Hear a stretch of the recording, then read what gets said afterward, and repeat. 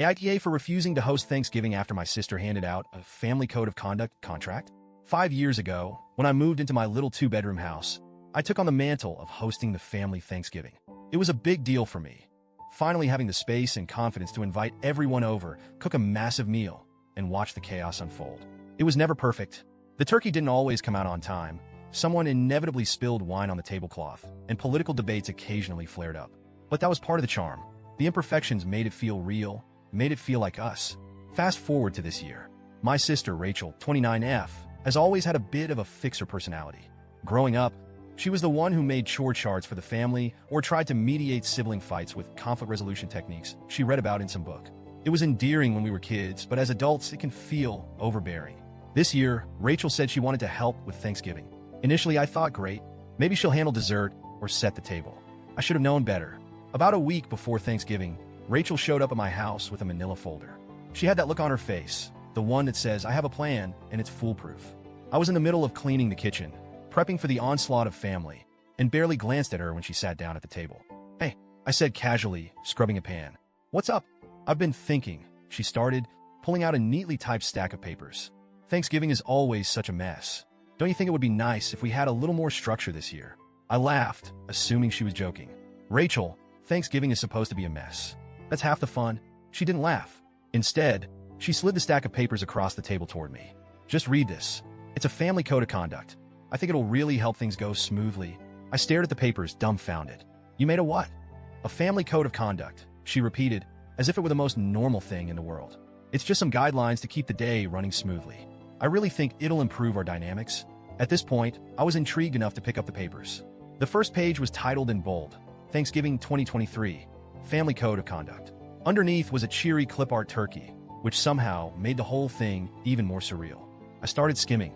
By the second bullet point, I had to sit down because my legs were weak from trying not to laugh. Let me share some gems with you. No overlapping conversations at the dinner table.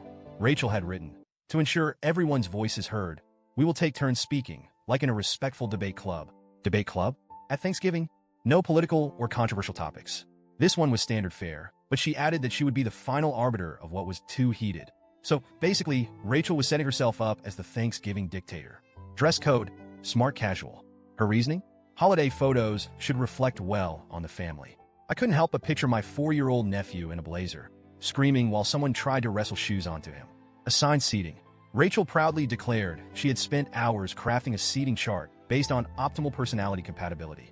I later found out she was planning to separate me and my brother because we encourage each other's sarcasm. There were more, but by this point, I was half laughing, half horrified. Rachel, I said, trying to keep my voice steady. You can't be serious. I am, she replied, deadpan.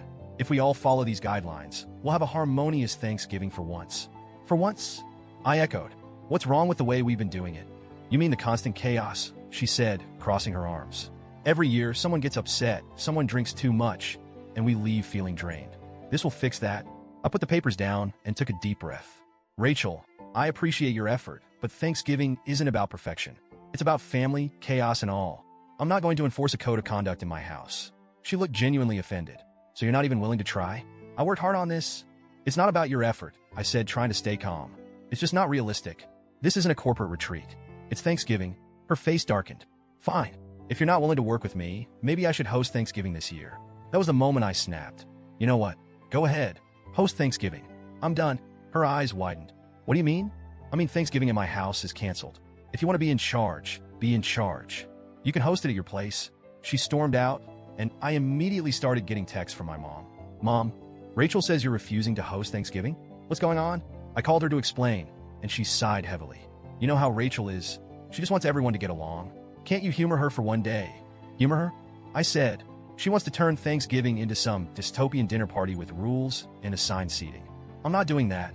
My brother Dave, 35M, caught wind of the drama and texted the family group chat. If there's going to be some holiday constitution we're all supposed to sign, count me out. Rachel, meanwhile, started playing the victim. She texted me, I just wanted to make things better, and you turned it into a power struggle. Power struggle? Girl, you showed up at my house with a manifesto. Now the family is divided. My mom thinks I overreacted. My dad doesn't care whose house it's at as long as there's turkey. My brother is refusing to go anywhere that requires a dress code. And Rachel? She's insisting that I ruined Thanksgiving. Honestly, I feel torn. Part of me wonders if I should have just let her take over, rules and all. But another part of me thinks I was right to stand my ground. Thanksgiving isn't supposed to be perfect. It's supposed to be loud, messy, and a little ridiculous, just like our family. For now, Thanksgiving is in limbo. My dad jokingly offered to cook a turkey in his garage if no one else steps up. I'm sitting here trying to figure out if I'm the asshole for canceling or if Rachel crossed the line with her holiday dictatorship. So, Reddit? AITA? Or was I right to draw a line in the mashed potatoes?